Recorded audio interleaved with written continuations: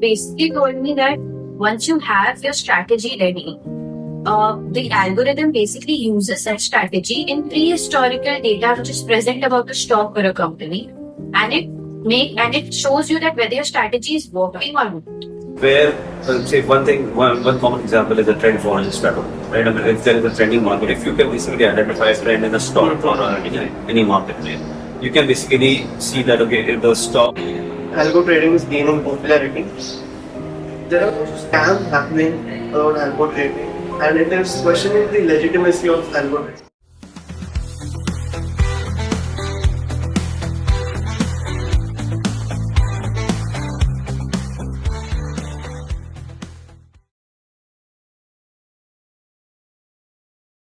Hello, everyone, and welcome back to the second episode of Broke But Hopeful podcast, season 2. Today, I'm your host, Jessica Corbett, along with my co host. Over here. So, in our previous episode, which was the first one, we had a really great discussion about futures and options, where we learned about what it is, how it works, and we also cleared out some basic misconceptions about it, right? So, today we're back with another really interesting topic for you, which is algo trading or algorithmic trading, as you might say. So, what you might expect from this video is what is algo trading, you learn about it, how it works, and also how can a person benefit from it, right? So, tell me, do you know anything about algo trading?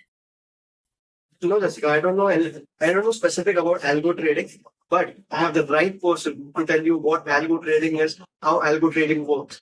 So, ladies and gentlemen, let me present you our today's guest, who is a highly skilled personality, an IIT Bombay alumni, who has worked in companies like Credit Suisse, Barclays Investment Banking as an IT analyst, and went on to become the director of SYS Analytics and Research India Private Limited. He served there for 6 years, and he was responsible for handling the technology and infrastructure department of the firm globally. And since 2020, he is serving as COO, that is Chief Operating Officer at Tara Capital Partners Limited. So please welcome Mr. Adil Sandalwala. Thank you. Hello, sir. How are you? How are you feeling on being on our podcast? Good. Excited about it. Yeah. Okay. So, sir, moving on to our today's topic, which is algo trading. Sure. So, we would start with some basic questions as to clear out what it is, introducing about what trading is. Got it. Sure. Yeah. So, sir, before moving on to the questions, I would like to know about your some personal life experiences as you are from Sure. IIT Bombay. So, how was it? And you went on to become the COO of a Yeah. firm. Sure. So I'll tell you about that. Basically, again, by education, I'm an engineer. I did my, BE from. I hate from a central part of India, Ujjain. Okay. It's a fairly religious place and one of the famous religious places. Um, yeah, I did my engineering, BE in computer science, and then after that, I did my masters in IIT Bombay, again in computer Okay. science. Incidentally, got the a day two offer from Credit Suisse. Didn't really look beyond it, and it was by chance that I got a job in the finance industry. Oh, Uh, had the good fortunes of having good mentors around me at the time, and who basically guided me around. And I mean, finance as an industry was fairly new to me. I didn't know one bit about the industry as such, but then I had interest in it. I did my CFA level 1. I tried to learn more about the industry, what the businesses is, and right. being a technologist, it essentially gave me that edge where I had the experience of being a coder myself, while also having the learning about the business aspect of it. And Right. that's how it basically built. I was in the prop trading department for Credit Suisse, post which I had a small stint with Barclays, and then I joined this firm, Cisco Analytics, in 2013, and I've been since then with the same firm. I mean, it has changed over to Tara Capital Partners, which is the recent avatar of the firm. But yeah, I mean, I think over the years, what I've learned, what I've learned in the business is that I started out as a technologist. I did my quant research for 2 to 3 years in between, and then eventually taking over as you grow into the management role, you take over Right. more operations responsibility, more responsibility with respect to running the business, and that's where I am currently. No, sir. Also, sir, one I think everyone thinks about this one thing is that people have this misconception that once you get into IIT, so they think that life abhi set hai iske baad mein. So is it something like that? Like after that, like people are hounding you for jobs, or is it basically that you have to go to people or something like that? So you see, one of the things which I've learned, at least like when I was in IT as well, and I accept experiences myself, is that getting into IIT is the easier part. Getting out of IIT is the tougher part, because when you go into the system, the kind of obviously great people, great faculties, Right. great infrastructure, everything, but the pressure of essentially performing is high. And I think that's where it said that like the challenge that you face getting out of IIT is more difficult than getting into IIT. So you can imagine basically the the effort that everyone puts into it, like, Yeah. come out of it. And then eventually, yes, I mean, like, that it helps to come from an institution, but it's not always the case. Like, I've had people, and like, I actually manage a team of about 15 to 20 technologists in my team as well, and not everybody is from IITs. And what I found is that there are good people from not just IITs, but tier 2, tier 1 colleges as well, where Yeah. because the competition is so intense in the country that only a few get into that Yeah. these prestigious Yes. institutions. While a guy who's basically qualifying by say 110, and the guy who essentially could not qualify, he scored 109. There is not much difference between the two. Yes, But then exactly. over the years, because of that tag, essentially that Yes. difference increases, which ideally is not the case. I mean, like, he Right. has the same amount of caliber and aptitude of a guy who just qualified. Yeah. Makes sense. So now we should move on to the Yeah. topic. Sure. So my first question is, last week when I was hanging out with my friends, I saw them discussing about algo trading. Sure. The next day, I saw my father asking me about algo trading. What is it? How does it work? So what I'm meaning to say is, there's a buzz in the market about algo trading. Sure. So why has it become so popular, and what is exactly algo trading? Okay. See, one of the things, algorithm is basically a defined set of rules that you define, and a system or a program essentially runs through those rules and executes, or performs the task whatever you define for. Yeah. That's in a by definition an algorithm, right?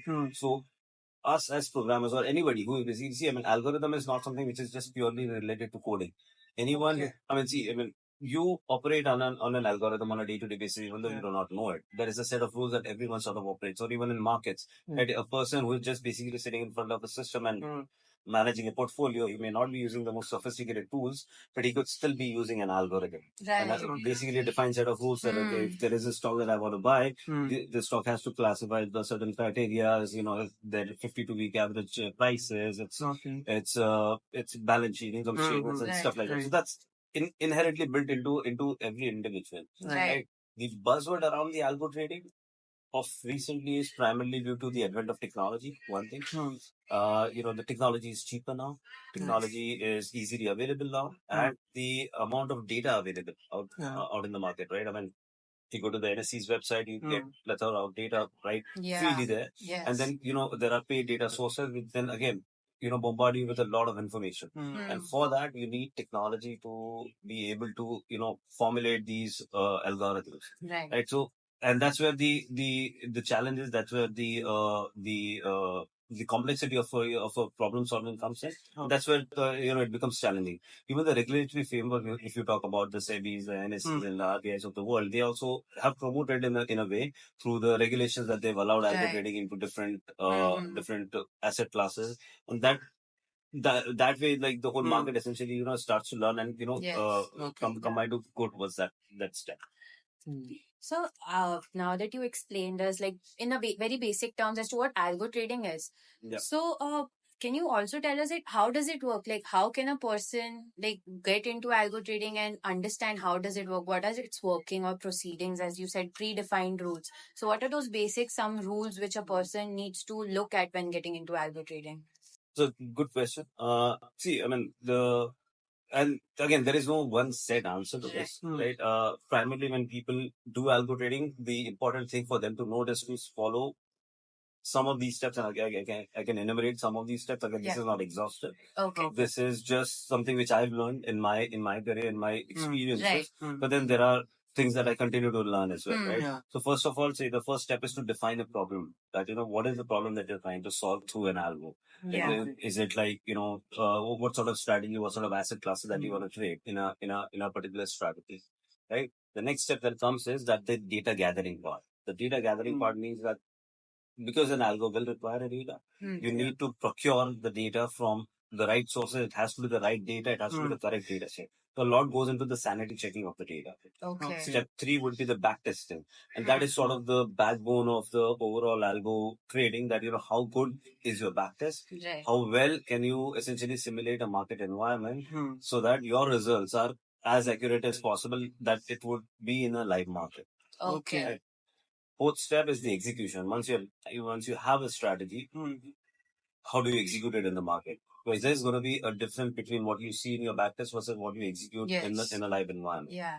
And the next step in that sequence would be the monitoring, right? I mean, there is a misconception that automation and algorithm like trading gets confused between the two. So it doesn't mean that if an algo is trading for you, or if you're writing an algorithm trading, you don't have to monitor.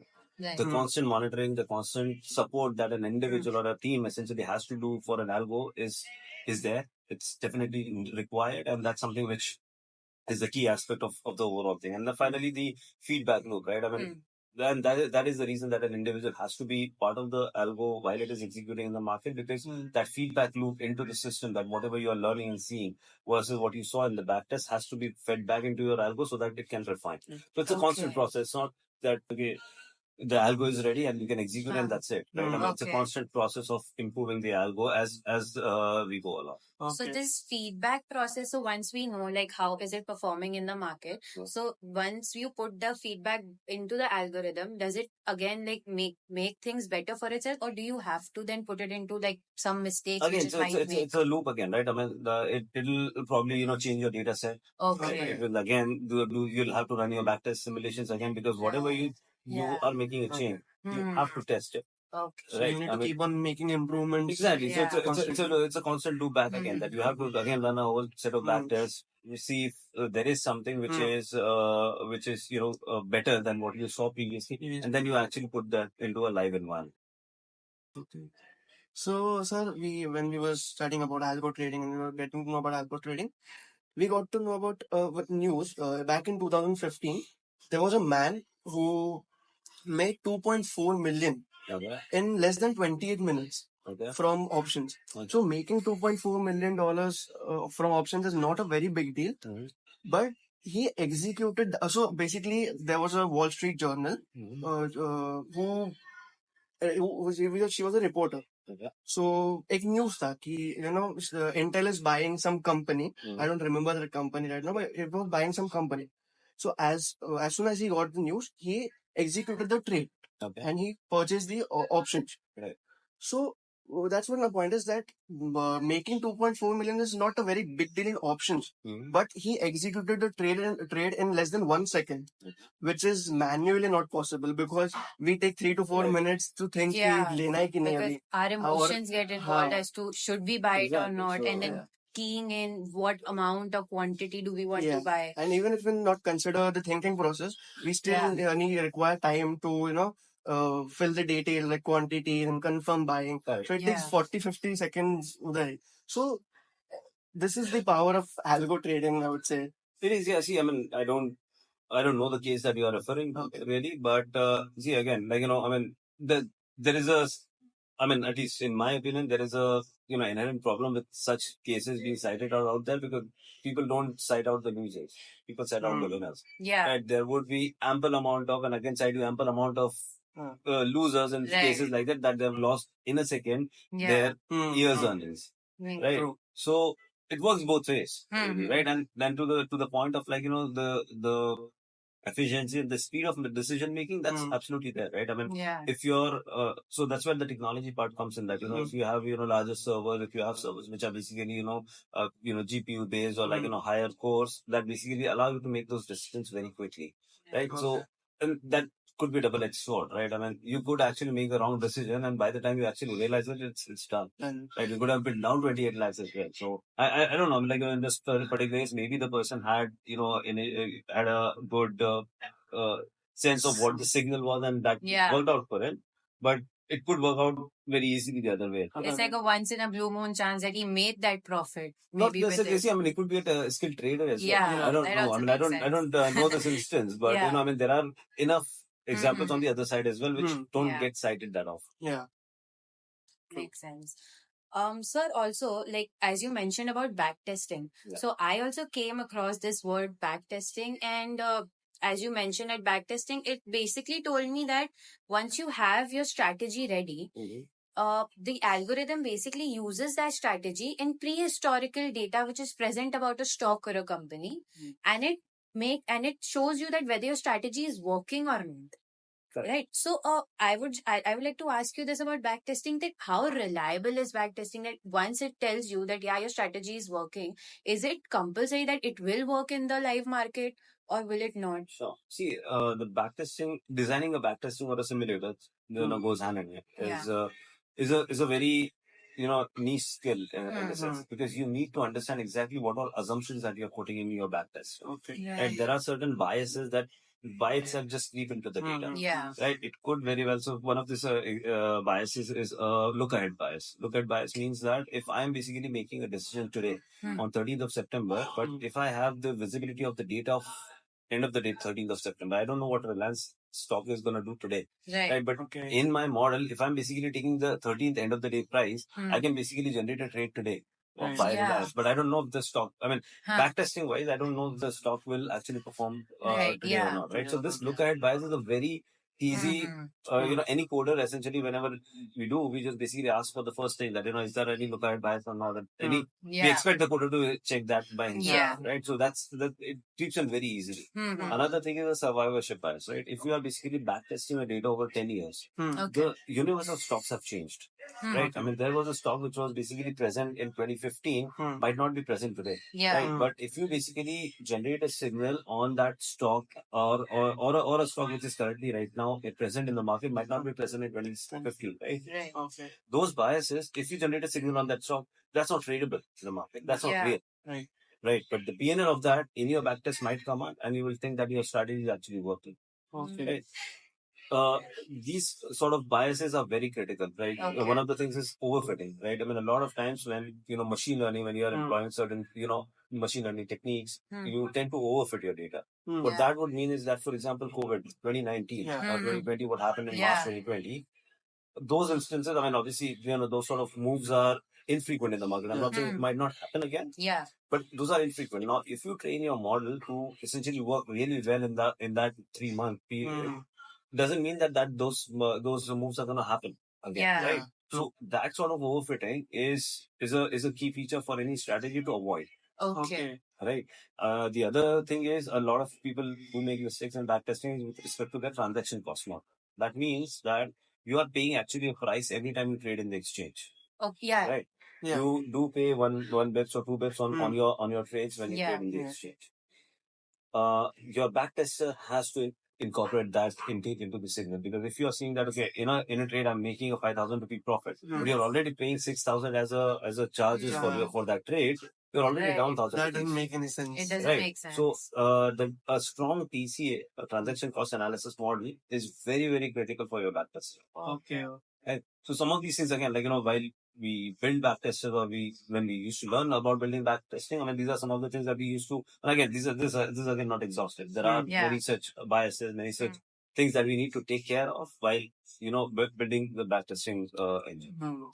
So we can say that backtesting is like one of the main hearts or one of the most important things It's in the backbone of any strategy. Right. Yes, Yeah. it is. Okay. So, sir, now that we know about what algo trading is and how does it work, and as you mentioned about backtesting, what are the programming languages that are used? So, like coding and all. And a person like me or a person who has no technical background, can he make out profits out of it? Absolutely. See, again, as I said, that algo trading can be as simple as essentially, you taking your price data and essentially making a basic decision on it. The decision making, the rule-based decision making is fairly straightforward. It can be as, naive as 2 or 3 rules, or as complex as, like, thousands of lines of code. Okay. Right. So technology wise, typically what we use are like, languages like Python, like C++, if you need to Okay. do like, analytics on larger data sets. Yeah. But you can essentially do this in an Excel. I can Okay. basically do this, and if I have time series being updated on an Excel with a simple VLOOKUP or even like macro coding, I can do this in an Excel as well. So Okay. I mean, there are a variety of different ways of how you can essentially do it. Right. Obviously, there are edges to different types of technologies. There are and the choice of technology depends on what kind of strategy, what kind of asset classes that you are executing. So, so mentioning about strategy, so strategies are really a vital part of algo trading, right? So, what are the very basic or common strategies used by the people or the one who provides the services, algo services? Sure. See again, there are a variety of different strategies that you put up. Some of the most common ones is something which I'll enumerate now. But again, this is not again exhaustive. Um, where say one common example is a trend following strategy, right? I mean, if there is a trending market, if you can basically identify a trend in a stock or any market, right? You can basically see that okay, if the stock's price has been above its 52-week average for a consistent time. If there is a trigger for you, you can basically go and buy that stock, assuming that there is Right. this trend is going to continue. Yeah. That's a simple trend following strategy. Yes. Okay.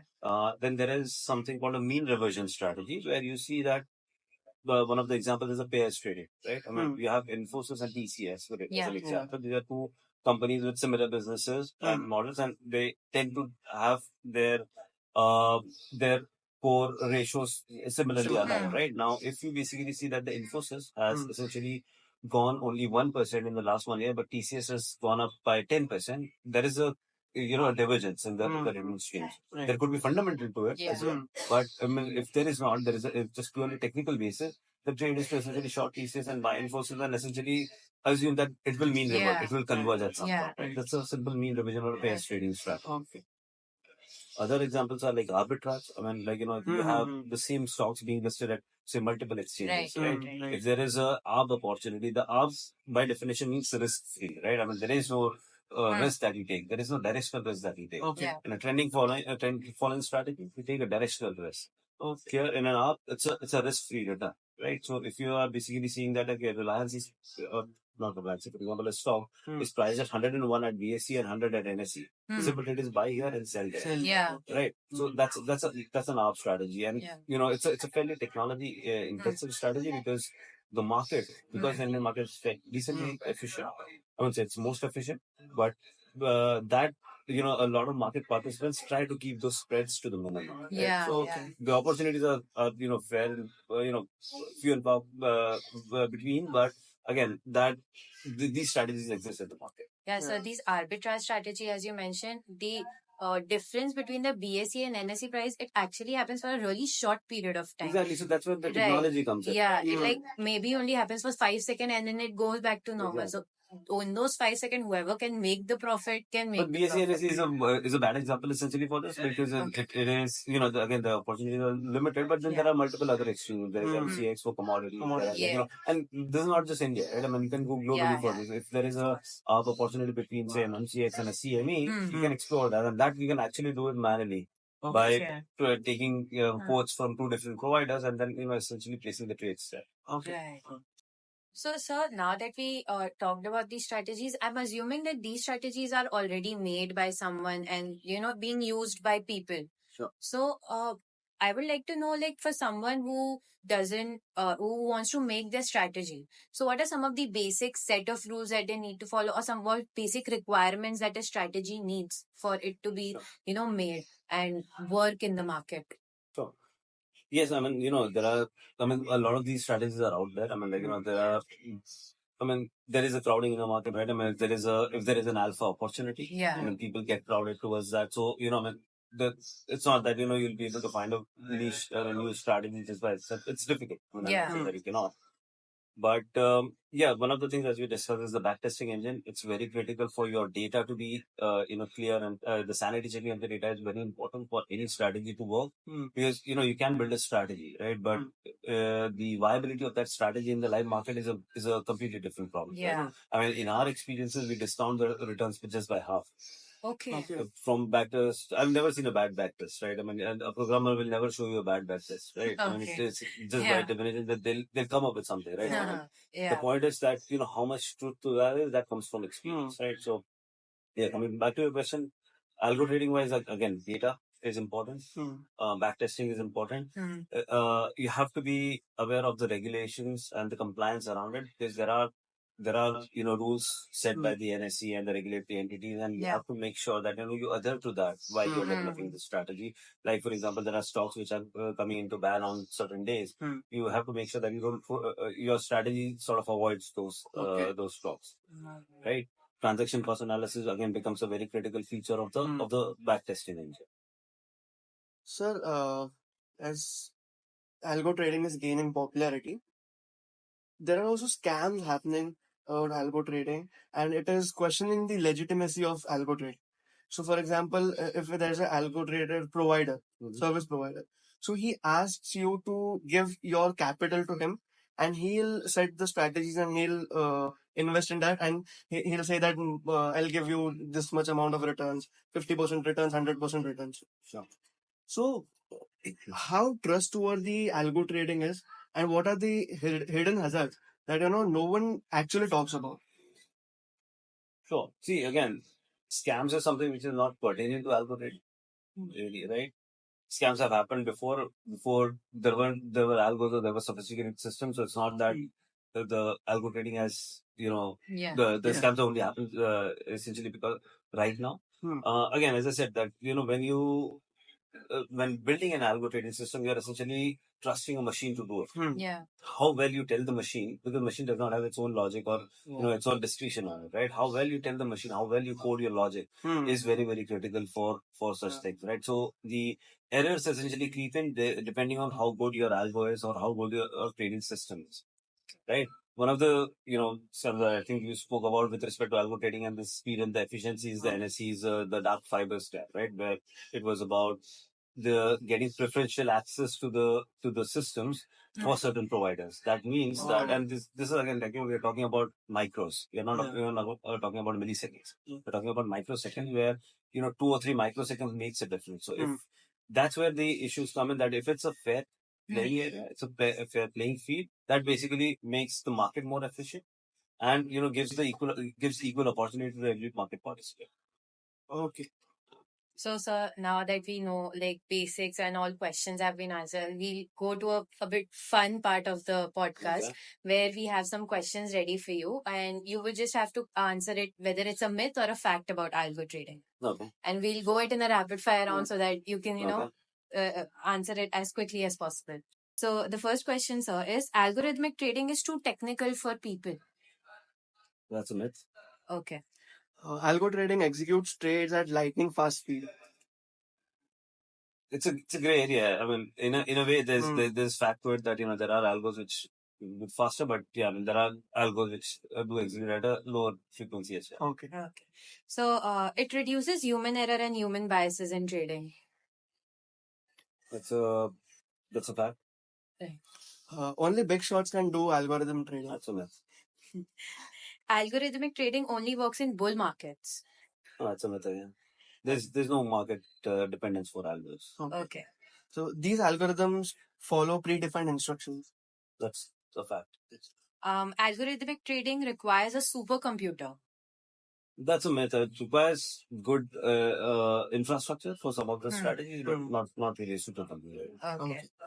No manual monitoring is required. That's a myth. And it monitors stock prices and moving averages. That's a fact. Yeah, I mean, plus other things, but not just that. Yeah. Okay.